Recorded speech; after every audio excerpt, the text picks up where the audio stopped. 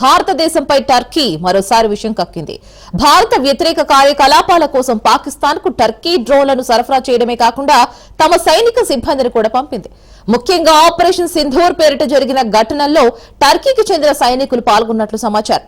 మరి ఇటీవల కాలంలో పాకిస్తాన్ టర్కీల మధ్య రక్షణ ఒప్పందాలు ఊపందుకున్నాయి. భారత్ పై దాడులే లక్ష్యంగా పాకిస్తాన్ కు టర్కీ వందల సంఖ్యలో అత్యాధునిక డ్రోన్లను అందించింది. మరి ఈ డ్రోన్ల వినియోగంపై పాక్ సైనికులకు శిక్షణ ఇచ్చేందుకు టర్కీ సైనిక నిపుణులను ఇస్లామాబాద్ కు పంపినట్లు వార్తలు తెలుస్తున్నాయి.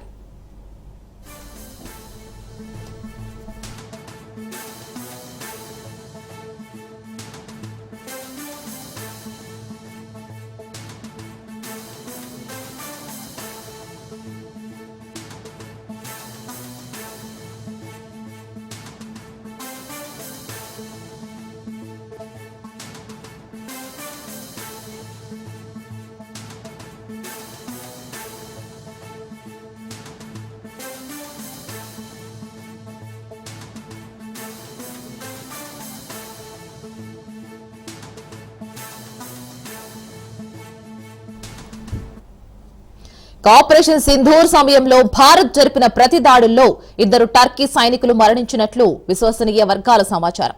ఈ ఆపరేషన్ అనంతరం పాకిస్తాన్ సుమారు 300 నుంచి 400 డ్రోన్లను భారత భూభాగంపైకి ప్రయోగించగా వాటిని భారత బలగాలు సమర్థవంతంగా కూల్చివేశాయి. ఈ డ్రోన్ల శకలాలను ఫోరెన్సిక్ నిపుణులు పరిశీలించగా అవన్నీ టర్కీకి చెందినవిగా గుర్తించారు.